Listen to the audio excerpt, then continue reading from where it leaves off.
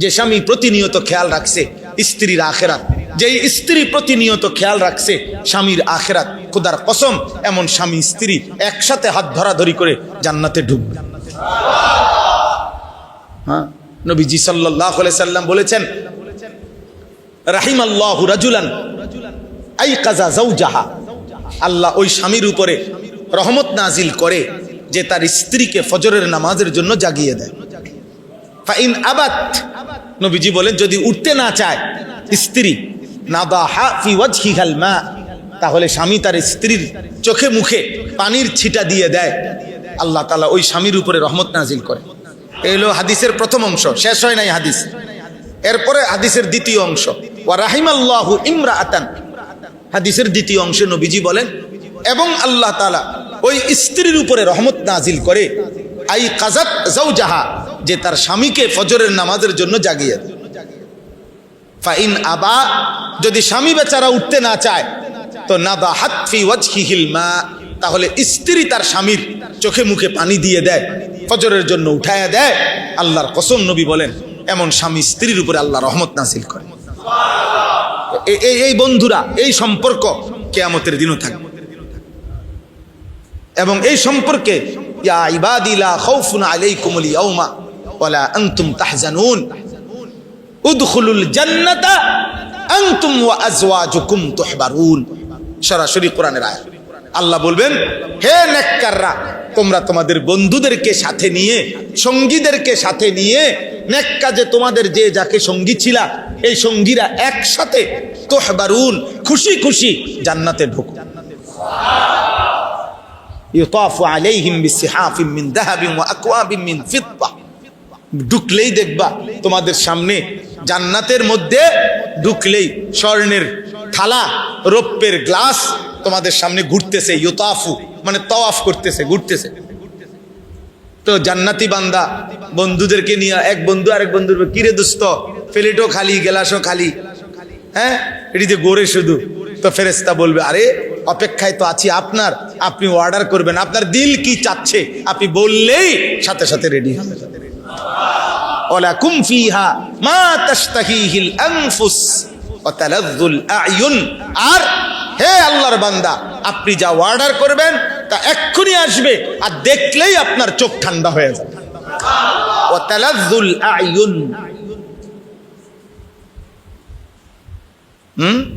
আপনারা যদি দুনিয়ার এই সব বই পড়ে মজা পান, আল্লাহর কসম আমরা কোরআন পড়ে তার চাইতে কোটি গুণ বেশি মজা পাই। আমরা হুজুরের আমরা এত শুকনো মানুষ মনে করি না যে আমরা রস নাই কষ নাই, না না না, আমরা রসও আছি কষও আছি, আরামেই আছি, আলহামদুলিল্লাহ আলহামদুলিল্লাহ। খোদার কসম আল্লাহকে মেনে কোনো ইমানদার অসুখে নাই, দুঃখে নাই, পেরেশানিতে নাই, বরং আল্লাহকে না মেনে কষ্টে আছে। আল্লাহর গোলামির মধ্যে সুখ আছে, সেজদার মধ্যে সুখ আছে। আপনি যেই কোনো খবরে শুনবেন, খবর নেন, ইউরোপে সবচেয়ে বেশি উপার্জনকারী মানুষ হলো ওরা, ওই সকল নারী যারা তাদের দেহ বিক্রি করে। সবচেয়ে বেশি উপার্জন তাদের, সবচেয়ে ধনী তারা ওই নারীরা যারা তাদের শরীর বিক্রি করে।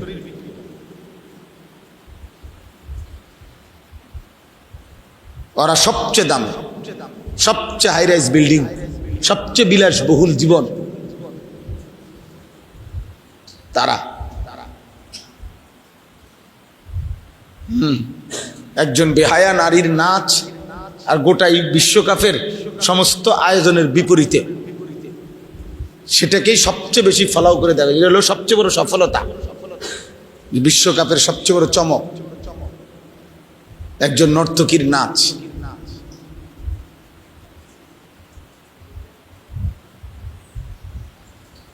আপনারা খবর নেন পত্রিকায়, এই আগত বিশ্বকাপ উপলক্ষে সবচেয়ে বেশি হাইলাইটস করা হইতেছে কি? জুন মাসের বিশ্বকাপ। খবর নাও আব্বা, মানে ফুটবলটাকে বেশি তুলে ধরা হচ্ছে না অসভ্যতার নোংরামিকে? এটা খবর নেন।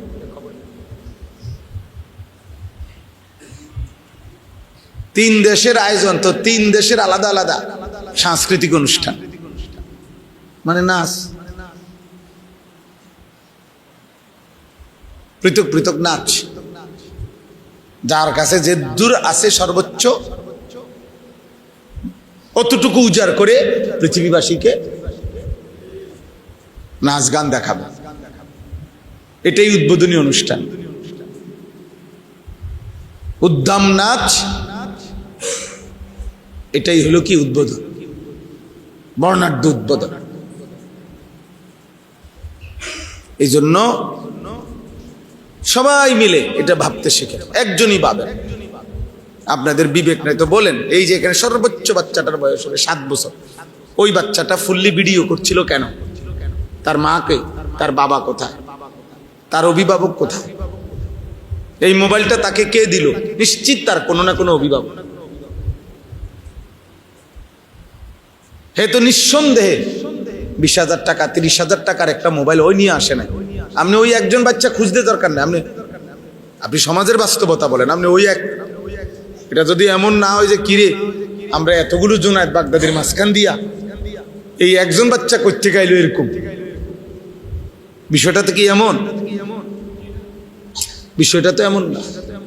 তো কাজে ওই একজনকে মেনশন করা মাকসাদ না, আমাদের সমাজ বাস্তবতা তুলে ধরে। প্রতিনিয়ত আপনারা একটা মার্কেটে গিয়া, একদিনের মার্কেটে দাঁড়াইয়া ঘন্টা 2-1 দেখেন কি পরিমাণ বাচ্চাদের হাতে মোবাইল। প্রত্যেক মহিলা যারা মার্কেটিং করতেছে তাদের বাচ্চাদের হাতে কি পরিমাণ মোবাইল।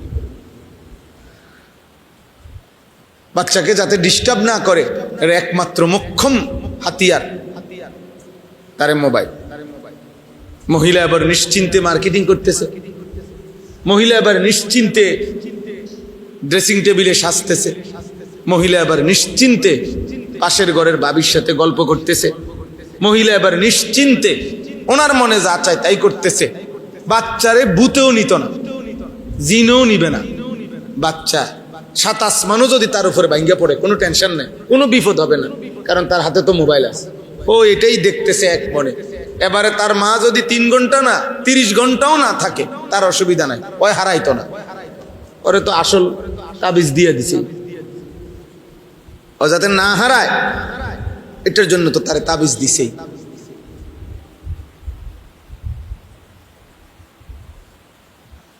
শত শত ছেলে কিশোর মাত্র 12 বছর 14 বছর বাবা মার সামনে দাঁড়াইতেও চায় না।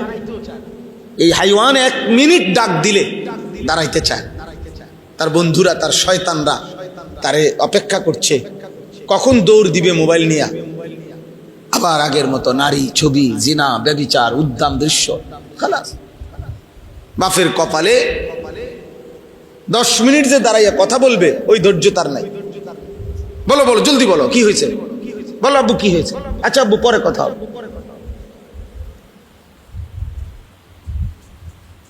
উনি ভদ্রলোক ভাবতেছে ওনার ছেলে নিজের মতো করে বেড়ে উঠতেছে, নিজের মতো করে নষ্ট হইতেছে। নিজের মতো করে কোনো কিছু বেড়ে ওঠে না, নিজের মতো করে নষ্ট হয়। ফেলে রাখলে, ছেড়ে দিলে নষ্ট হয়ে যায়। এমনকি এটাই নিয়ম যে লোহাও যদি মাটির উপরে রাখে, মাটি লোহা হয় না, লোহা মাটি হয়ে যায়। মাটি কি হয় না, লোহা হয়। লোহা কি হয়, তাহলে ফেলে দিলে দামি জিনিসটাও নষ্ট হয়ে যায়, শ্রেষ্ঠ সম্পদটাও কি হয়ে যায়, নষ্ট, বেদামি হয়ে যায়। আমাদের পরম শ্রদ্ধেয় হযরত মাওলানা মুফতি শামসুল ইসলাম জিলানী সাহেব, উনি অল্প কথায় বলতেছিলেন, ফালা রাফাসা ওয়ালা ফুসুকা ওয়ালা জিদালা ফিল হজ। জীবনটা অশ্লীলতা মুক্ত, গুনাহমুক্ত করা মুমিনের কাছে আল্লাহর চাওয়া, একজন মুসলমানের কাছে আল্লাহ তাআলার প্রথম চাওয়া। এক মুসলমানের প্রথম জিম্মাদারি তারকুল মুনকারাত, গুনাহ ছাড়া। দ্বিতীয় জিম্মাদারি ফি'লুল খায়রাত, আদেশগুলো পালন করা। গুনাহ বর্জন হলো প্রথম দায়িত্ব। দ্বিতীয় দায়িত্ব হলো আদেশ পালন। প্রথমত গুণবর্জন, দ্বিতীয়ত আদেশ পালন। আরবি ভাষায় বলে দাফউল মুদাররাতে মুকদ্দামুন আলা জালবিল মানফা। এটা আরবি প্রবাদ। অর্থ হলো উপকার আনয়ন করা তার চাইতে অগ্রে ক্ষতি দূর করা। আগে হলো কি দূর করা? ক্ষতি দূর করা। এরপরে হলো উপকার আনয়ন করা। আপনি সহজ বাংলায় বুঝবেন, এই যে মনে করেন এই জানালার গ্রিল, এটা যদি পুরান হয়, ঝংকার ধরে নেন, এখন এটাকে আবার নতুন করে রং লাগানো উচিত। এখন কি করণীয়? প্রথমে রং লাগাবে, এরপরে শিরিষ কাগজ দিয়া ঝংকার ফেলবে। আগে শিরিষ কাগজ দিয়ে কি করবে? তাহলে আগে ক্ষতি সরাইতে হয়। এই গ্রিলের জন্য, লোহাটার জন্য ক্ষতিকর যেটা, এটা আগে কি করতে হয়? এরপরে রং লাগাইতে হয়, এরপরে উপকারটা দিতে হয়। এটারই বলে আর কি, আগে ক্ষতি সরাও, এরপরে উপকার আনো। আমরা বাংলা ভাষা আরো সহজ বাংলায় বলে বুঝার জন্য যে ভিক্ষা থাক কুত্তা সামলা, উযবু বিল কালব। অর্থাৎ ভিক্ষুক বাড়ির দরজায় আসছে চাউলের জন্য, ভিক্ষার জন্য।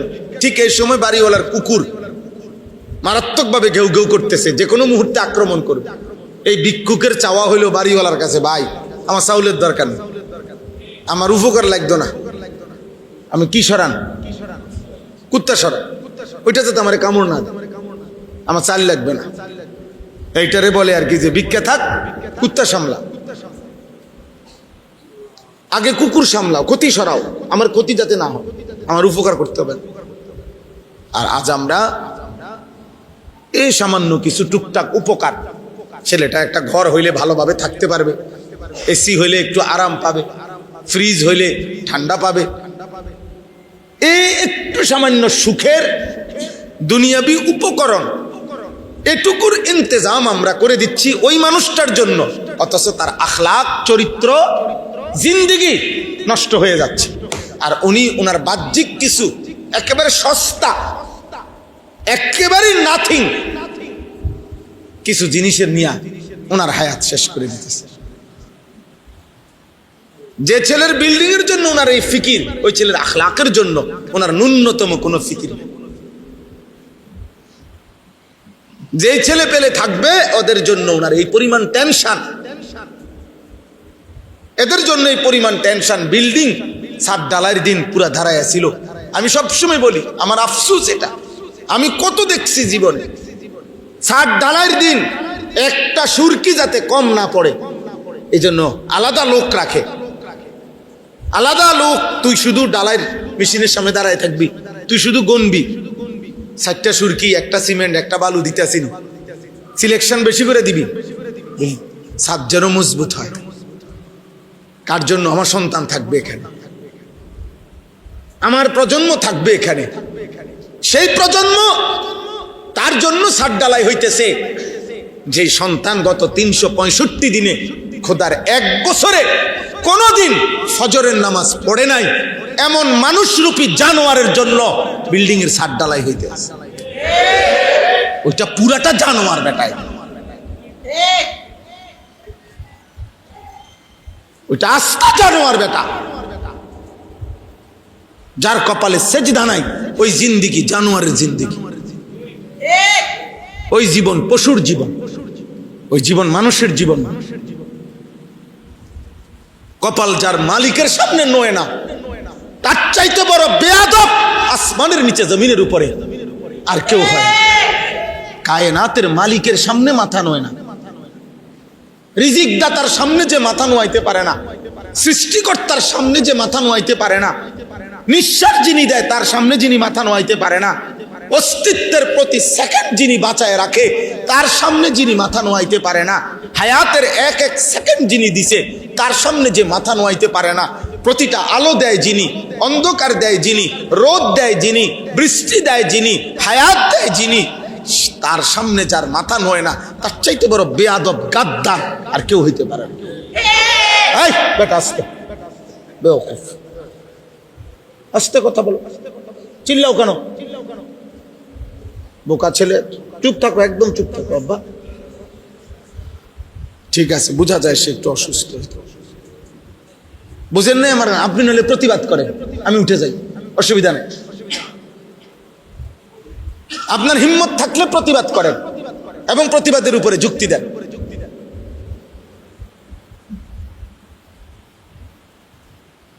ও মানুষ হইল কিভাবে? এই সন্তান কি শিক্ষিত? ওরে কি শিখাইলাম আমরা? আমাদের ভাত কম হইতে পারে আব্বা, আমরা মাদ্রাসায় পড়ছি, আমাদের দুনিয়াবি অর্থবিত্ত কম হইতে পারে, আমগো ইমাম সাহেবের বেতন কম হইতে পারে, আমগো মুয়াজ্জিনের বেতন কম হইতে পারে, তা আমরা আল্লাহ ভুলি নাই, সেজদা ভুলি নাই। আমনে মাসে 2 লাখ টাকা ইনকাম করেও আমনের কপালে একটা সেজদা দিতে পারেন না। আর আমার মালিকের গোলাম মাত্র 10,000 টাকা মসজিদে বেতন নিয়েও খোদার 30 দিন জামাতের সাথে সবার আগে সেজদা দেয়। এ কৃতজ্ঞ বান্দার চিহ্ন, এ শাকের অনুগত বান্দার চিহ্ন। এটা ব্যর্থতা না, এটা সফলতা যে সে তার মনিব চিনে, সে তার বানানেওয়ালা চিনে।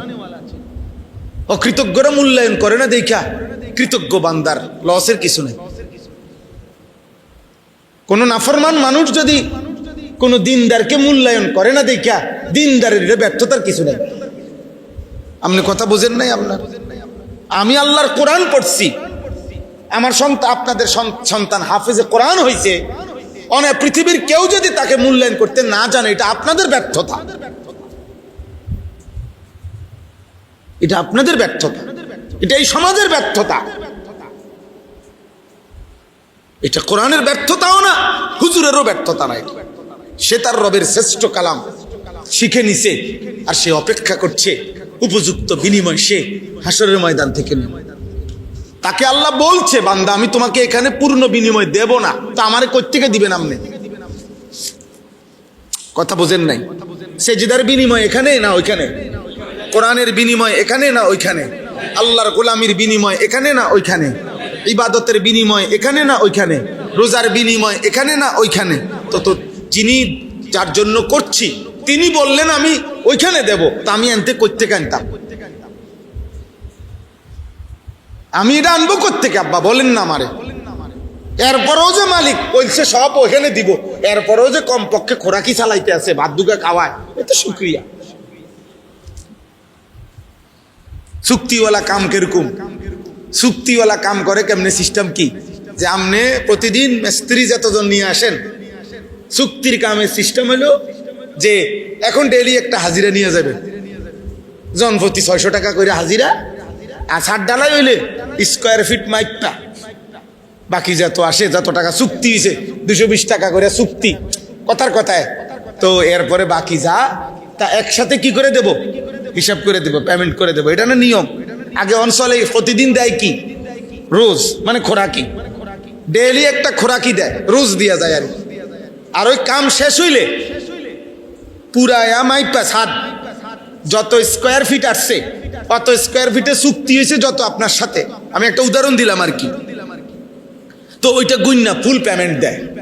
আর শাজিমের মালিক বলছে, আল্লাহ বলছে বান্দা সেজদা দাও, বন্দিগি করো, নামাজ পড়ো, গোলামি করো, হালাল হারাম মেনে চলো, আপাতত দুনিয়ায় খোরাকি নাও, রোজ নাও, হাসরের ময়দানে আসলে পুরা হিসাব করে আমি আল্লাহ তাআলা জান্নাতে বুঝায় দেব, তোমার 100 বুঝায় দেব, 100। ইয়ারিফুনাহা আররাফাহা লাহুম, আররাফাহা লাহুম অর্থ হইল কোরআনুল কারীমে আল্লাহ বলছে আমি আমার বান্দাকে জান্নাতের সমস্ত নিয়ামত দুনিয়ার কোনটার বিনিময়ে কতটুকু আমি একটা একটা করে দেখাইয়া দেব, চিনাইয়া দেব, বলে দেব। ফেরেশতা বলে দেবে যে ভাইজান 2026 সালের মে মাসের 13 তারিখ, হ্যাঁ রোজ বুধবার রাত 11:45 আপনি একবার সুবহানাল্লাহ পড়েছিলেন, এর বিনিময়ে যেই পুরস্কারটি জান্নাতে আপনার জন্য বরাদ্দ হয়েছে এটা বুঝে নেন। হ্যাঁ, 13 তারিখের ফজরের নামাজের বিনিময় এটা বুঝে নেন, জোহরের বিনিময় বুঝে নেন, আসরের বিনিময় বুঝে নেন।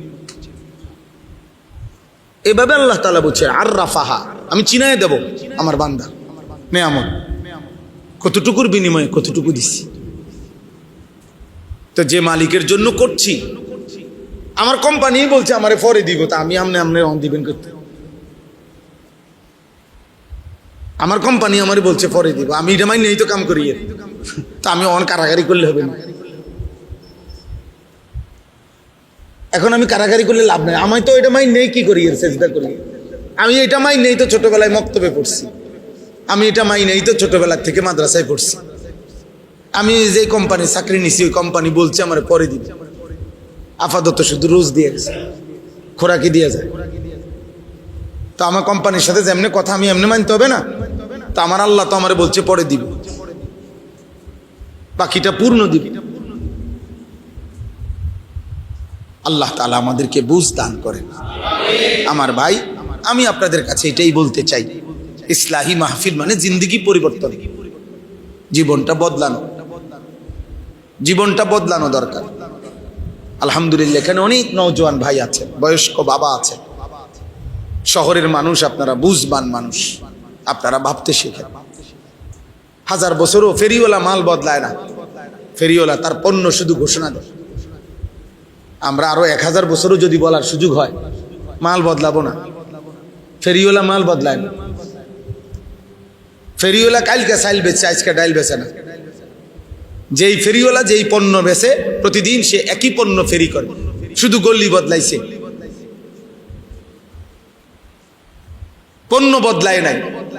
অতএব আমরা পণ্য বদলাবো না, আমরা আল্লাহর কথাই বলছি, আখিরাতের কথাই বলছি। আপনি বিদ্রুপ করলো এটাই কথা, ঠাট্টা করলো এটাই কথা, আপনি মূল্যায়ন করলো এটাই কথা, অবমূল্যায়ন করলো এটাই কথা। আখিরাতই আমাদের পুঁজি।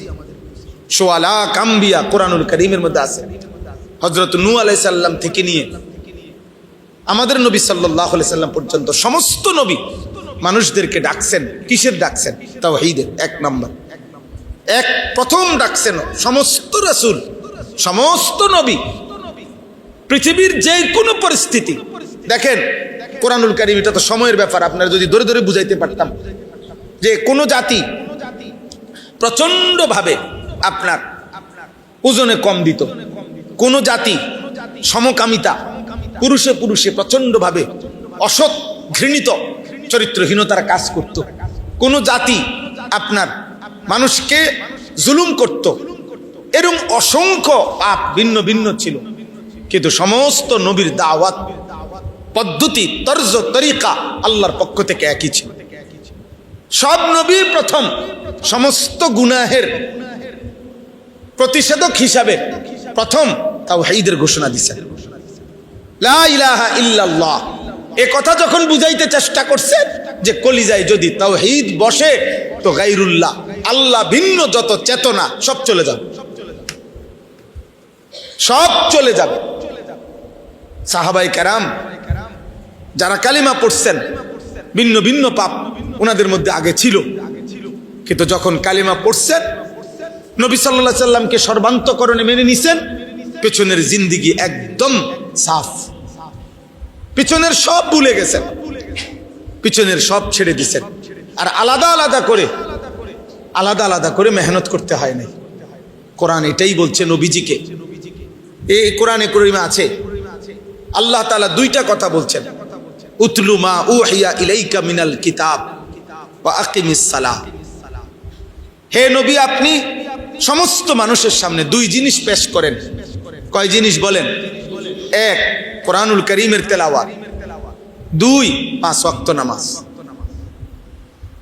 উতলু মা উহিয়া ইলাইকা মিনাল কিতাব, 1 নম্বর কোরআনুল কারীমের তেলাওয়াত, 2 নম্বর ওয়া আকিমিস সালাহ, 5 ওয়াক্ত নামাজ। এবার আল্লাহ ওয়াদা দিছে এই দুই ফর্মুলায় কি ফায়দা আসবে। আল্লাহ বলছে শুনেন, ইন্নাস সালাতা তানহা আনিল ফাহশাই ওয়াল মুনকার। এই কায়নাতে, এই মানুষের সমাজে যত অশ্লীলতা, যত গুনাহ, যত বেহায়াপনা আছে, আমি আল্লাহ বললাম কোরআনুল কারীমের তেলাওয়াত আর নামাজ একসাথে সব দূর করে দিল। আলাদা আলাদা প্রেসক্রিপশন লাগবে, চোরের জন্য আলাদা ট্রিটমেন্ট, সুদখোরের জন্য আলাদা ট্রিটমেন্ট, চরিত্রহীনের জন্য আলাদা, না না আলগা ফাইল লাগবে না। এই দুইটাই, এই দুই ফর্মুলা চোরের সামনেও দেন, ডাকাতের সামনেও পেশ করে, সুদখোরের সামনেও পেশ করে, ব্যভিচারী জেনাখোর তার সামনে পেশ করে, জওয়ানের সামনে এটাই পেশ করেন, বুড়ার সামনে এটাই পেশ করেন, নারীর সামনে এটাই পেশ করেন, পুরুষের সামনে এটাই পেশ করেন। আল্লাহর কোরআন, 5 ওয়াক্ত নামাজ, যার যা গুনাহ আছে সব সমূলে দূর হয়ে যায়। আমার উস্তাদে মোহতারাম আজকে ইন্তেকাল করছেন, অনেক দিন হয়। আমার একজন উস্তাদ হযরত মাওলানা ইরশাদুল্লাহ রাহমাতুল্লাহ আলাইহি হুজুর বলতেন যে আল্লাহর ওয়াদা সত্য, যে কোরআনুল কারীমের বিশুদ্ধ তেলাওয়াত এবং 5 ওয়াক্ত নামাজের যথোপযুক্ত আদায় মানুষকে গুনাহ থেকে ফিরাবে। হুজুর বলেন, যার এখনো যেখানে এই দুইটি আমল করার পরেও যদি কারো গুনার অভ্যস্ততা থাকে, তাইলে বুঝতে হবে, তুমি তদন্ত করো, তাইলে হয়তো কোরআনুল কারীমের যথোপযুক্ত তেলাওয়াত হচ্ছে না তার, অথবা তার নামাজের মধ্যে কোনো না কোনো ত্রুটি আছে, নামাজের মধ্যে কোনো না কোনো ত্রুটি আছে। এই কারণেই, আর নাই তো এই দুইটা ঠিক হলেই অটোমেটিকলি এর প্রভাব প্রতিক্রিয়া এটাই আসবে যে সেই ইমানদার গুনাহ থেকে পবিত্র, অশ্লীলতা থেকে পবিত্র। এটাই বাস্তবতা যে নামাজের ত্রুটি, অথবা আল্লাহর কোরআনে কি ত্রুটি, আল্লাহর কোরআনে ত্রুটি। তাইলে আমাদের বলেন, আমরা যারা নামাজ পড়ি আলহামদুলিল্লাহ, বাদ দেন যারা পড়ে না তাগর কথা, আমরা যারা নিয়মিত নামাজ পড়ি, আমরা এরকম আমাদের হালাত, আমরা বলেন আমাদের নামাজের ওযু সুন্নাত মোতাবেক ঠিক কয়জনের? আমাদের 2 রাকাত নামাজ পড়তে যে পরিমাণ মাসআলা মৌলিক, যেটুকু না হলে নাই হয়, অতটুকু কি পরিমাণ জানা আছে? আমাদের আত্তাহিয়াতু, দোয়ায়ে কুনুত, দোয়ায়ে মাসুরা, দুরূদ শরীফ, আমাদের শুদ্ধতার কি খবর? সূরা ফাতিহা শুদ্ধ কতটুকু? 4টা সূরা শুদ্ধ কতটুকু? বলেন কি হালাত বলেন? আপনি জিজ্ঞাসা করবেন, শত শত মানুষ বলবে, হুজুর ওয়াজ প্রয়োজনে আরো 10 ঘন্টা করেন, কিন্তু এরকম ব্যক্তি বিশেষ করে আপনি এই ইন্টারভিউ লইতেন যাইয়েন না, ফেজাল লাগাইয়েন না, এই গঞ্জাম লাগাইয়েন না, আপনি ওয়াজের দরকার ওয়াজ করে দেন। বুঝছেন না হিসাবটা? আপনার ওয়াজ লাগলে আরো করেন, কিন্তু কারো গায়ে হাত দিয়েন না, মানে ডাইরেক্ট জিগাইয়েন না। তাহলে আপনি মাথা নোয়ায় ফেললে দুনিয়াতে না, মাথা নোয়ায় ফেললে, কৌশল করলে, চালাকি করলে দুনিয়া না, আব্বা চালাকি করলেন আখিরাত। আমি সব সময় বলি, চোখ বন্ধ করলেই তো ঝড় বন্ধ হয় না। অর্থাৎ বিষয়টা বুঝেন, তুফান আসতেছে, চারিদিকে অন্ধকার হয়ে গেছে আকাশ। এখন আপনি যদি চোখ বন্ধ করে ফেলেন, না কোনো তুফান নাই, তুফানও নাই, ঝড়ও নাই, বৃষ্টিও নাই, তুফানও নাই, ঝড়, চোখ বন্ধ করলে তার তুফান থাকে না। কথা বলেন না তো? চোখ বন্ধ করলে বুঝি তুফান বন্ধ হয়ে গেছে? তুমি না চোখ বন্ধ করে রাখছো, তুমি চোখ খোলো। তাহলে আপনি বুঝতেছেন না বললে বুঝি আখিরাত, পরকাল, হিসাব আপনি বাচ্চা যাবেন না? আপনি চালাকি করতেছেন, আপনি এনে না থামাই দিলেন, ইমাম সাহেবের থাম, আর রাখেন হুজুর, সবসময় মাতবুরি করেন, আচ্ছা থাইমা গেলাম আর কি। আখিরাত, আপনি সেক্রেটারি, আপনি সভাপতি, আপনি বৌদ্ধ শিক্ষিত মানুষ, আপনি সম্পদশালী, আচ্ছা তো ঠিক আছে, আমারে না থামাইলেন, ওনারাও থামাইলেন। আখিরাত, আল্লাহর হাত থেকে বাঁচবেন কিভাবে বলেন? কোরআনুল কারীমে স্পষ্ট আছে বাবা, সূরা মুলকের মধ্যে আল্লাহ তাআলা নবীজিকে বলছে, বন্ধু আপনি মক্কার এই বেঈমান কাফেরদেরকে বলেন, তোমরা যে প্রতিনিয়ত আমারে অভিশাপ দাও, আমার বিরুদ্ধে এত কিছু করো, বলো হে মক্কাবাসী শোনো, আমারও যদি আল্লাহ আমার অনুসারীদেরকে নিয়ে হায়াতও দেয় অথবা আমার যদি মৃত্যু দিয়ে দেয়, আমি যদি আমার অনুসারীদেরকে নিয়ে মরেও যাই, কিন্তু প্রশ্ন হইল তোমাদের মিথ্যা, চুরি, জিনা, ব্যভিচার, তোমাদের চুরি, ডাকাতি, সুদ, ঘুষ, তোমাদের কুফর, শিরিক, এই পাপগুলোর থেকে আল্লাহর হাত থেকে তোমাদেরকে রক্ষা করবে কে সেটা বলো। আমি নাইলে নাই। আর কথা বুঝেন নাই? মনে করেন আমরা হুজুররা নাই আর কি, আপনারা আম করে গুলি করে মেরে ফেললেন। আর এদেশের মসজিদ সব বন্ধ হয়ে গেল, মাদ্রাসা সব বন্ধ হয়ে গেল, আচ্ছা হলো আর কি, আমরাও সব না খাইয়া মরে গেলাম আর কি। কিন্তু এই সমাজের যারা চুরি করছে, জিনা করছে, মদ খাচ্ছে, জুয়া খেলতেছে, সুদ খাইতেছে, কিস্তি নিতেছে, হারাম লোন নিতেছে, যেই নারীগুলো বেপর্দা চলতেছে, হে মা ওরে জিজ্ঞাসা করেন, মা তোকে জাহান্নামের আগুন থেকে, আল্লাহর আযাব থেকে কে রক্ষা করবে? মানে আমাদের চলে যাওয়াই আপনাদের জন্য নাজাতের জন্য মাধ্যম। কথা বলেন না?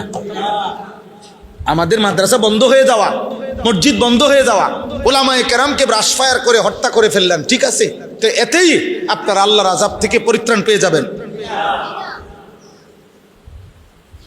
তো আমি বাঁচলেই আপনার কি, আমি মরলেই বা আপনার কি? আমার মৃত্যুর সাথে আপনার কি? আপনার বাঁচা আপনি কেমনি করবেন এটা না করবেন? কুল আরাআইতুম ইন আহলাকানি আল্লাহু ওয়া মান মাইয়া আও রাহিমানা ফামান ইউজিরুল কাফিরিনা মিন আযাবিন আলীম। এই আয়াত, হে নবী আপনি বলুন, যদি আল্লাহ আমাকে এবং আমার অনুসারীদেরকে, ওয়া মান মাইয়া আমার সাথে যারা আছে তাদেরকে আল্লাহ যদি মৃত্যু দিয়ে দেয় অথবা বাঁচিয়েও রাখে, আমরা মরি কিংবা বাঁচি, কিন্তু প্রশ্ন হলো হে মক্কাবাসী, আল্লাহর আযাব থেকে তোমাদেরকে রক্ষা করবে, তোমাদেরকে। যুবক ভাই তোমরা বলো ভাই, প্রতিনিয়ত তোমরা যারা নারী দেখো, ছবি দেখো, মোবাইলে অস্থির দৃশ্য দেখো, আব্বা তোমারে বাঁচাইবে কে? এই গুনাহ শেষ পর্যন্ত কোথায় নিয়ে যাবে? আপনারা যারা হারাম রোজগার করেন, আপনাদের এই হারাম রোজগার শেষ পর্যন্ত আপনাদেরকে কে রক্ষা করবে? আপনাদের সন্তান, আপনাদের বিল্ডিং, আপনাদের দুনিয়াবি ক্ষমতা। তবে কি বুঝ করলেন? দুনিয়ার ব্যাপারে তো একটা পরামর্শ কইরা মানসিকভাবে একটা প্রস্তুতি নিছেন, কেমনে কেমনে বাঁচবেন। যে 2 নম্বরই করে মোটামুটি সে একটা প্রস্তুতি নেয় যে আমি ধরা খাইলে বাঁচমু কেমনে। তো আল্লাহ তাআলার হাত থেকে কোরআন শরীফে স্পষ্ট একটি আয়াত আছে, সাংঘাতিক কথা। আল্লাহ বলছে আম আবরামু আমরান ফা ইন্না মুবরিমুন। আল্লাহ বলছে হে নাফরমান বান্দা, তোমার জাহান্নামের আযাব আমি কি দেব? খোদার কসম আল্লাহ বলে আমার আযাব আমি ঠিক করে রাখছি, তুমি নাফরমান, আমি আল্লাহর হাত থেকে কেমনে বাঁচবা তুমি ঠিক করো, তোমার বুঝ তুমি করো, আমার বুঝ আছে, আমি আল্লাহর কাছে আযাব আছে, আমি রেডি করে রাখছি, যে তুমি আমার হাত থেকে বাঁচবে কিভাবে তা তুমি রেডি করো। বলেন আমরা যারা নামাজ পড়েন না, যারা ফজরের নামাজ পড়েন না, দিনের পর দিন, মাসের পর মাস, বলেন বাপ কি বুঝাইতে চাচ্ছেন নিজেকে? ভদ্রলোক কারে বুঝান? এটি মানুষেরে, মানুষে বুঝে না, মানুষে চিরা খায়। হ্যাঁ, সুদখোর আমনে নিজেরে ভদ্রলোক বুঝান, আর আমরা চিরা খাই, আমরা বুঝি না। কিস্তিখোর আমনে ভদ্রলোক বলতে চান, আমরা বুঝি না, আমরা ভাত খাই না, আমরা বাতাসে বুড়ো বয়স হয়েছে আমরা। হ্যাঁ, লোন মানে কি আমরা বুঝি না, কিস্তি মানে কি আমরা বুঝি না, আমরা শান্তির দেশের থেকে আসছি। সুদ মানে কি আমরা বুঝি না, আমি বলতে পারলাম না আর কি আমনেরে, কথা বুঝেন নাই আমনে, আমনের ক্ষমতার জোরে আমি পারলাম না আমনের লগে, কিন্তু আমি না বুঝার কিছু আছে নি, না কোনটা আলো কোনটা অন্ধকার এটা না বুঝার কি, কোনটা হালাল কোনটা হারাম, কোনটা পবিত্র অপবিত্র, খাবার যার অপবিত্র, খাবার যার হারাম, সে ভদ্রলোক হয় কেমনে? হারামখোর ভদ্রলোক হবে কেন? সুদখোর ভদ্রলোক হবে কেন? ঘুষখোর ভদ্রলোক হবে কেন?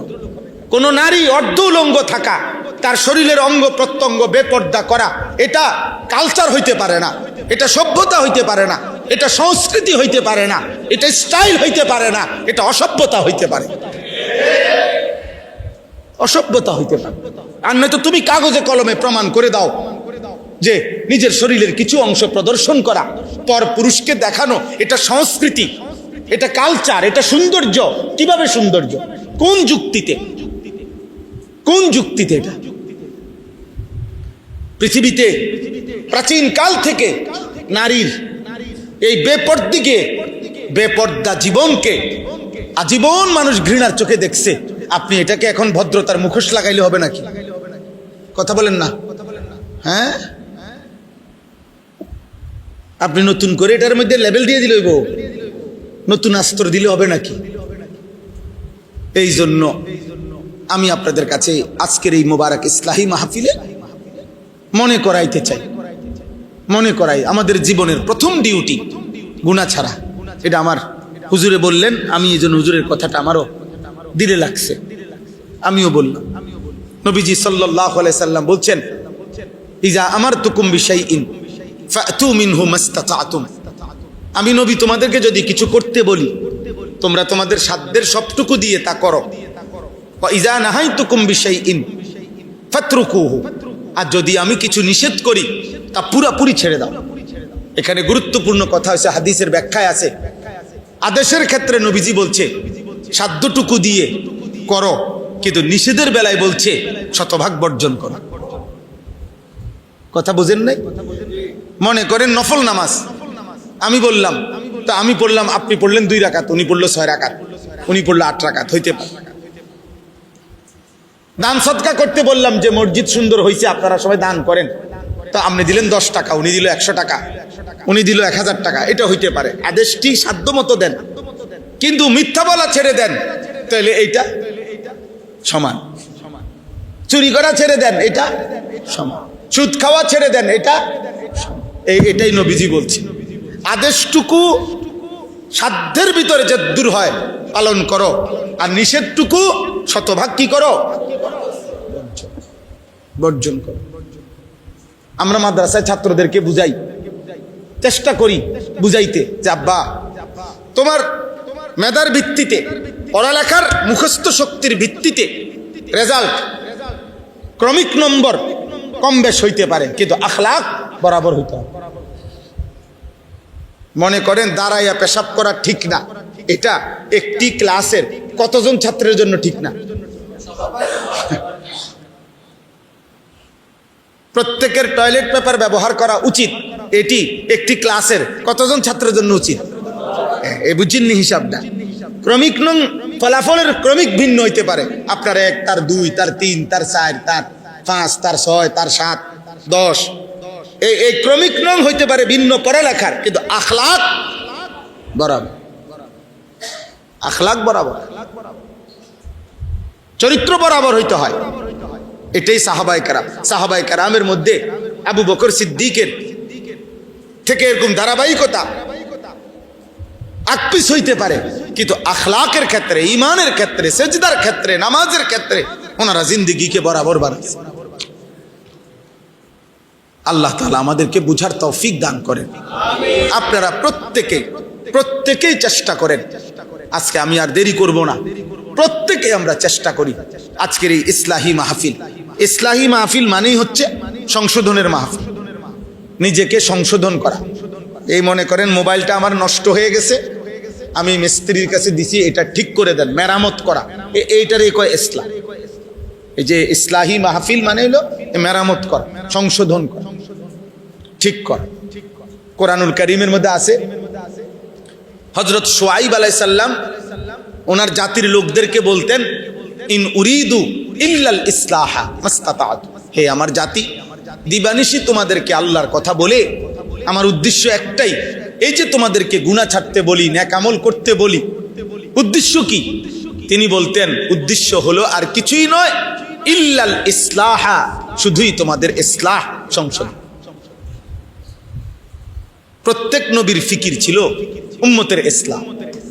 প্রত্যেক দাঈর ফিকির, আল্লাহর পথে যারা ডাকে তাদের ফিকির কি? আল্লাহর বান্দার কি? ইসলাহ। বলেন না কি? সংশোধন, জীবনটা সংশোধন। ইন্নামাল মুমিনুনা ইখওয়া ফাআসলিহু বাইনা আখাওয়াইকুম। আল্লাহ বলছে মুমিনগণ পরস্পর ভাই ভাই, অতএব ভাই ভাই একে অপরের ইসলাহ করে দাও। ফাআসলিহু, তোমরা ভাই ভাই ইসলাহ করে দাও। একজনের প্রয়োজনের ইসলাম, আমার ফিকির আপনি করবেন, আপনার ফিকির আমি, আখিরাতের। এটাই বন্ধুত্ব, এটাই ভ্রাতৃত্ব। এমন সকল বন্ধুত্ব, এমন সম্পর্ক কসম আল্লাহ কোরআনুল কারীমের মধ্যে আছে, যে সম্পর্কের ভিত্তি হবে তাকওয়া, যে সম্পর্কের ভিত্তি হবে গুনাহ থেকে ফেরানো, যে সম্পর্কের ভিত্তি হবে নেক কাজে উৎসাহিত করা। এমন সম্পর্ক স্বামী স্ত্রী, এমন সম্পর্কের বাপ ফুত, এমন সম্পর্কের দুই ভাই, এমন সম্পর্কের দুই বন্ধু, আল্লাহর কসম কিয়ামতের দিনও তারা এই সম্পর্ক ঠিক থাকবে। এই সম্পর্কের সূত্রেই হাসরের ময়দান থেকে হাত ধরাধরি করে একসাথে জান্নাতে ঢুকবে। আর অন্য সকল বন্ধুত্ব সম্পর্ক বিচ্ছিন্ন হয়েছে। আল আখিল্লাউ ইয়াউমাইদিন বা'দুহুম লিবা'দিন আদুউন ইল্লাল মুত্তাকিন। আল্লাহ বলছে সকল বন্ধুত্ব সেদিন একে অপরের শত্রু হবে কিয়ামতের দিন, ইল্লাল মুত্তাকিন, একমাত্র তাকওয়ার বন্ধুগণ ব্যতীত। গুনাহ থেকে বাঁচানোর জন্য যে বন্ধুত্ব ছিল, যে স্বামী প্রতিনিয়ত খেয়াল রাখছে স্ত্রীর আখিরাত, যেই স্ত্রী প্রতিনিয়ত খেয়াল রাখছে স্বামীর আখিরাত, খোদার কসম এমন স্বামী স্ত্রী একসাথে হাত ধরাধরি করে জান্নাতে ঢুকবে। হ্যাঁ, নবীজি সাল্লাল্লাহু আলাইহি সাল্লাম বলেছেন, রাহিমাল্লাহু রাজুলান আইকাযা যাওজাহা, আল্লাহ ওই স্বামীর উপরে রহমত নাজিল করে যে তার স্ত্রীকে ফজরের নামাজের জন্য জাগিয়ে দেয়। ফাইন আবাত, নবীজি বলেন যদি উঠতে না চায় স্ত্রী, নাদাহা ফি ওয়াজহিহাল মা, তাহলে স্বামী তার স্ত্রীর চোখে মুখে পানির ছিটা দিয়ে দেয়, আল্লাহ তাআলা ওই স্বামীর উপরে রহমত নাজিল করে। এই হলো হাদিসের প্রথম অংশ, শেষ হয় নাই হাদিস। এরপরে হাদিসের দ্বিতীয় অংশ, ওয়া রাহিমাল্লাহু ইমরাআতান, হাদিসের দ্বিতীয় অংশে নবীজি বলেন এবং আল্লাহ তাআলা ওই স্ত্রীর উপরে রহমত নাজিল করে, আই কাযাত যাওজাহা, যে তার স্বামীকে ফজরের নামাজের জন্য জাগিয়ে দেয়। ফাইন আবা, যদি স্বামী বেচারা উঠতে না চায় তো নাদাহাত ফি ওয়াজহিহিল মা, তাহলে স্ত্রী তার স্বামীর চোখে মুখে পানি দিয়ে দেয়, ফজরের জন্য উঠায়া দেয়। আল্লাহর কসম নবী বলেন এমন স্বামী স্ত্রীর উপরে আল্লাহ রহমত নাজিল করে।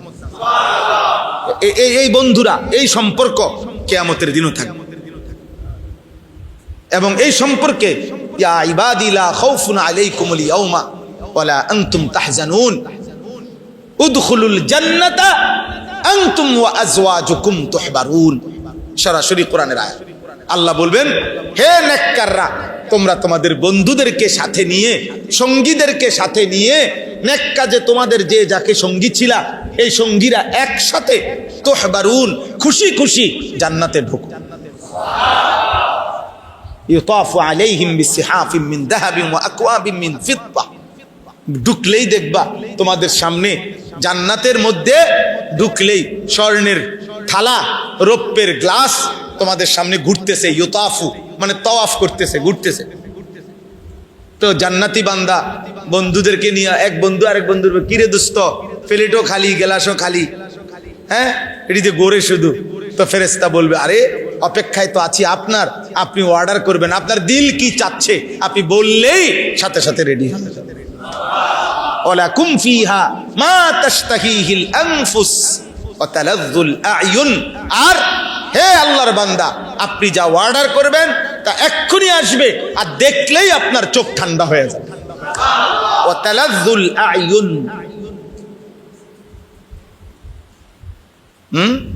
আপনারা যদি দুনিয়ার এই সব বই পড়ে মজা পান, আল্লাহর কসম আমরা কোরআন পড়ে তার চাইতে কোটি গুণ বেশি মজা পাই। আমরা হুজুরের আমরা এত শুকনো মানুষ মনে করি না যে আমরা রস নাই কষ নাই, না না না, আমরা রসও আছি কষও আছি, আরামেই আছি, আলহামদুলিল্লাহ আলহামদুলিল্লাহ। খোদার কসম আল্লাহকে মেনে কোনো ইমানদার অসুখে নাই, দুঃখে নাই, পেরেশানিতে নাই, বরং আল্লাহকে না মেনে কষ্টে আছে। আল্লাহর গোলামির মধ্যে সুখ আছে, সেজদার মধ্যে সুখ আছে। হযরত বড় পীর আব্দুল কাদের জিলানী রাহমাতুল্লাহ আলাইহি ওই জামানায়, বাগদাদের ওই জামানায় মুসলিম খলিফা ওনাকে বলছিল, হযরত আপনার যেই মহল্লাটা, আপনার যে মনে করেন আপনার উপজেলাটা, তখনকার হিসাবে বলতেছি আর, আমি আপনাকে রাষ্ট্রীয়ভাবে বরাদ্দ দিয়ে দিলাম এই পুরাটা অঞ্চলের যত খাজনা, কর, ট্যাক্স এগুলো আপনি নিবেন, আপনার বংশধররা নিবেন, আপনাকে আমি রাষ্ট্রীয়ভাবে দিলাম। আমরা কিতাবে পড়ছি, কসম আল্লাহ। তিনি বলছেন, হে বাদশাহ, তোমার রাজত্ব তোমার কাছেই রাখো। আল্লাহর কসম বাদশাহ, রাত গভীরে তাহাজ্জুদ নামাজের সেজদা দিতে গেলে আমার কপাল, এটুকু কপাল আমার, যেই মাটিটা স্পর্শ করে আমার কাছে তোমার পৃথিবী লক্ষ কোটি বার দেওয়ার চাইতে সেজদার ওই মাটিটুকুর দাম বেশি আমার কাছে। আমি গভীর রাতের সেজদার দিলে যে স্বাদ পাই, সুখ পাই, তৃপ্তি পাই, গোটা পৃথিবীর বিনিময়েও আমি তোমার এই সেজদার স্বাদ, ওইটুকু মাটির মহব্বত আমি হারাইতে চাই। যা বেটা, তোর দুনিয়া তুই নে, তোর বাদশাহী তুই নে বেটা। এই জন্য আপনাদের কাছে শুধু গল্প বলা মাকসাদ না, বক্তাগিরি দেখানো মাকসাদ না, আপনার দিল জাগানো। আপনি কেন ফজরের নামাজ পড়বেন না বলেন না আব্বা? যুবক ভাই, কি কারণ থাকতে পারে? তুমি সুস্থ, তুমি সবল, তোমার চোখ, কান, নাক, সারা দেহ সবল, এমন সুস্থ মানুষ কেমনে উঠতে পারো না? তুমি তো পঙ্গু না, প্যারালাইজড না, অক্ষম না, তুমি অন্ধ না, বুবা না, বধির না। রাসূলুল্লাহ সাল্লাল্লাহু আলাইহি সাল্লামের একজন সাহাবী, মসজিদের পাশে যার ঘর ছিল, উনি চোখে দেখতেন না। আল্লাহর নবী সাল্লাল্লাহু আলাইহি সাল্লাম নিষেধ করছিল ফজরের ওয়াক্তে যে তোমার কষ্ট হবে আসতে, আরেকজন লোক নিয়ে আসতেন, উনি উনারে সবসময় পাইতেন না। ওই সাহাবী মসজিদ থেকে ওনার ঘর পর্যন্ত রশি বান্ধিয়া নিচে, বান্ধাওয়ায়া নিচে ওই রশি ধরে ধরে ফজরের ওয়াক্তে মসজিদের জামাতে চলে আসতো। হায় মুসলমান, ওই সাহাবী যদি কিয়ামতের দিন দাঁড়ায়া বলে যে হে ঈমানদার, আমার নবীর উম্মত, আমি চোখবিহীন জীবনে কোনোদিন ফজরের জামাত ছাড়ি নাই, তুমি চোখ নিয়া 365 দিনে একদিনও মসজিদের জামাতে আসতে পারলো না, ও কি জবাব দিবেন? বলো না ভাই, একজন ভাই বলে, কি জবাব দিবেন সেদিন?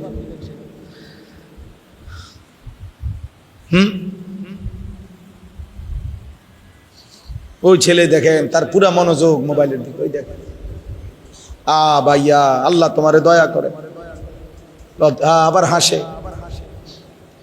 প্রতিবন্ধী মানুষ এমনই হয়, হ্যাঁ, বুদ্ধি প্রতিবন্ধী, বিবেক প্রতিবন্ধী। এরা সব পরিবেশে তাদের কাছে একরকম মনে হয়, এরা বুদ্ধি প্রতিবন্ধী। মসজিদ, ঘর, রাস্তা, দোকান সবই যার কাছে বরাবর মনে হয়। হ্যাঁ, আমি ছেড়ে দেওয়ার মানুষ, আমি আর আইতাম না দরকার হলে কোনোদিন। আমি বড় ভেজাইলা মানুষ, কিন্তু আমি ছেড়ে দিতাম না মানুষ। আমার এটা আগের থেকেই অভ্যাস, আমি প্রয়োজনে আর আসবো না কোনোদিন, কিন্তু আজকে পাইছি, আজকেই বলে গেলাম। তো এই জন্য বললাম, আমরা আজকে আমার শেষ কথা এটাই, ফজরের নামাজ।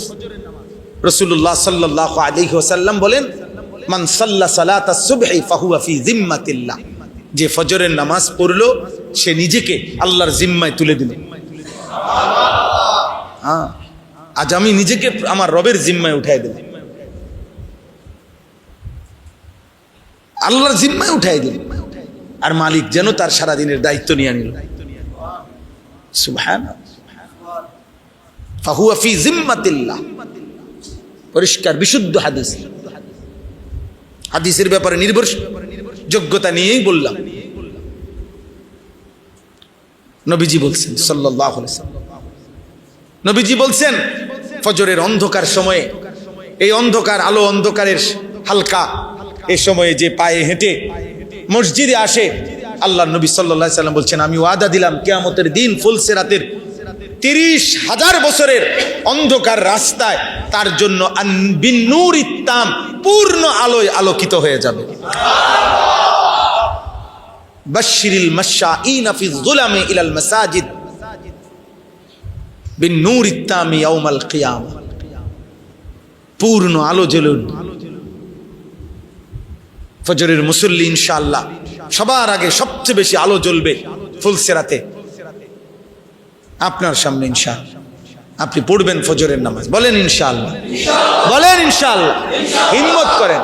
ঘুমই তো আব্বা, আর তো কিছু না। একটাই তো শুধু সমস্যা, প্রতিবন্ধকতা। তার কিচ্ছু না, চাকরিও না, ব্যবসাও না, দোকানও না, স্কুলও না, অফিসও না, ডিউটিও না, কোচিংও না, কিছুই তো না রে আব্বা। প্রতিবন্ধকতা কয়টা? একটাই। কি? এই তো একজন আশরাফুল মখলুকাত ইনসান একটি প্রতিবন্ধকতার সামনে হেরে গেলা। এমন কাপুরুষ বুঝি মুসলমান হয়, এমন আকামলা বুঝি মুসলমান হয়? তুই রে বেটা, তোমার দিয়ে কি হবে বেটা? ভাত খানা ছাড়া। হ্যাঁ, ভবিষ্যতে কি হবে? বিয়ে করবে, 2-3টা বাচ্চা হবে, একটা বিল্ডিং হবে, সামাজিক একটা স্ট্যাটাস হবে। মানে কি? বাজার সাজার করে খাইতেছে, কথাবার্তা শুদ্ধ বলে, দাঁতের আগায় কেমন আছেন আঙ্কেল, ভালো আছেন, কেমন চলতেছে আঙ্কেল, একটা ভালো সোফা কিনেছে আঙ্কেল, আমেরিকার থেকে মালয়েশিয়ান কাঠ দিয়ে বানায়, একটু সুযোগ থাকলে দেখে আইসেন। আঙ্কেলরে দাওয়াত দিতে আছে, সোফা চাইতো। সোফা, সোফাও একটা দেখার জিনিস, বিল্ডিংও একটা দেখার জিনিস। সেদিন আমি এক ভদ্রলোককে দেখছি, উনি নিচতলায় থাকে, দোতলায় এক পাশে আমারে দেখাইতে। তারপরে এদিক দিয়ে কি আঙ্কেল? হুজুর কিছু মনে করবেন, আমি কয়টা ছাগল পালি, এগুলো এদিক দিয়ে পাই। ওই দোতলায় ছাগল ফালে, মানুষ নিচে থাকে। জি জি জি, মসজিদে বইয়া বেহুদা কথা পাই। তো বিল্ডিং এর দোতলায়, হ্যাঁ আঙ্কেল ছাগল পালে। তা বিল্ডিং কোনো আশ্চর্য কিছু নেই, এটার মধ্যে ছাগল তো। 1 কোটি টাকা দামের প্রাইভেট কারে ইউরোপে ছাগলের ঘাস টানে, টানে না? আপনি জাপানে আমাদের এই সমস্ত প্রাইভেট কার যেগুলা, এই আমাদের যেগুলো আমরা শোরুম থেকে কিনছি, আমার গাড়িটা একেবারে শোরুমের আব্বার থেকে কিনলো, এরপরও এখানে মাইলেজ লেখা থাকে কমপক্ষে 25,000 20,000 কিলো চলছে। মানে হেরা একটু চেক করে কয় দিয়ে চালাই হালাই দাও খালি। ইডি আমরা দেশে ইনটেক মাতবরি আমরা দেখাই। কি এর মাতবরি বেটা? নতুন গাড়ি, কিসের নতুন গাড়ি? এই যে হয় না 26,000 কিলো চলা, হালাই দিছে। আমি কিনছি গাড়ি, ব্যাপারটা তো কইছে আমার এটা নতুন গাড়ি। তো নতুন গাড়ির মধ্যে এটা লেখা আসে কেন? এটার হিসাব আসলো কেন? এটা একটা ডাইরেক্ট কাগজপত্রের মধ্যে, আপনার জাপানি যে কাগজ দিছে আমারে, ওইখানে মধ্যে লেখা আছে কত মাইলেজ চলছে। বুঝেন নাই? তো কিছু এটা হইলো, ওরা এই সমস্ত গাড়ির মধ্যে ছাগলের ঘাস টানে। আমার একজন ঘনিষ্ঠ লোক আছে, অস্ট্রেলিয়া থাকে। আমি আরো আগেও বলছি এই কথা। এটা ওনারে আমি একদিন জিজ্ঞাসা করছি, আপনি অস্ট্রেলিয়া কি করেন? কয় হুজুর আমি হেলিকপ্টার দিয়ে সার দেই। সার সার সে সার দেয়, হেলিকপ্টার দিয়ে কি দেয়? তো আমরা বাংলাদেশে হেলিকপ্টার দিয়ে সার দিব কোন বছর? আমরা অটোই দিয়ে শেষে না। তাহলে দুনিয়া দুনিয়া কোন দিন হবে আব্বা? কি আহামরি দুনিয়া কি হবে মুমিনের জন্য? আপনাদের আমাদের সবার বিল্ডিং যেদিন 10 তলা শেষ হয়ে যাবে, সেদিন ইউরোপ আমেরিকায় শুনবেন 100 তলার গুলো পুরান ভবন,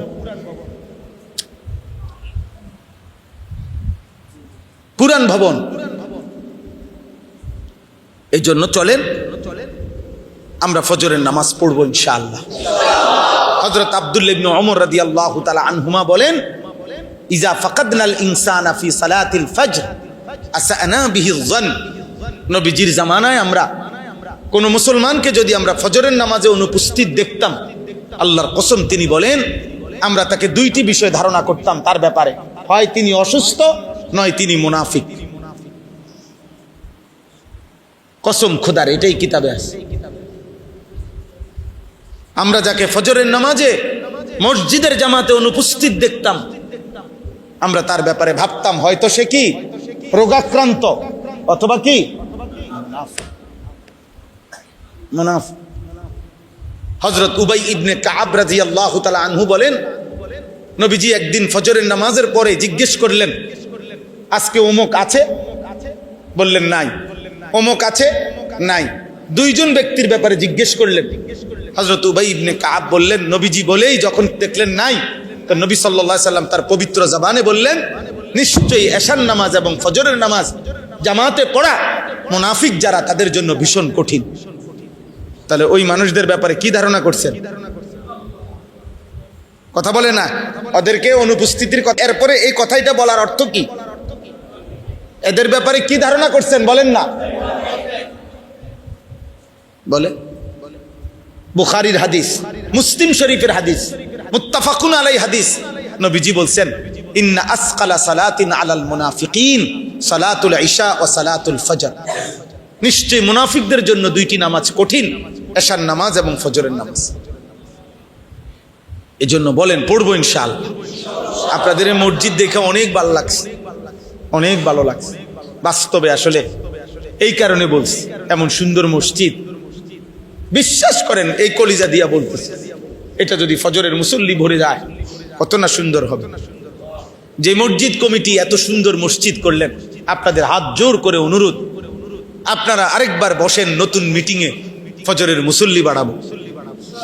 আপনারা ফিকির করলে যদি মসজিদ এত সুন্দর হয়, আপনারা ফিকির করলে মুসল্লিও বাড়বে। এই এলাকার নওজোয়ান ভাই, দোস্ত আমার, বন্ধু আমার, সাথী আমার, প্রিয় ভাই আমার, তোমরা কয়েকজন যুবক নিয়ত করো, ফিকির করো, প্রস্তুতি নাও। এক বন্ধু আরেক বন্ধুকে ফজরের জন্য ডাকো, কথা বলো, প্রত্যেকে একজনের দায়িত্ব নেন। একবারে সহজ, একজন সিদ্ধান্ত নিবেন, আমি আমার একজন মানুষের সাথে আমি লিয়াজু সম্পর্ক করলাম, ভাইয়া তুমি আগে উঠলে আমারে কল দিবা, আমি আগে উঠলে তোমারে কল দেব। দুই বন্ধু মিলে আমরা একজন আরেকজনকে ফজরের জন্য ডাকবো। শুধু একজনের দায়িত্ব নিলে সম্ভব হবে না? কথা বলেন না কেন? সম্ভব হবে কিনা ভাই বলেন না?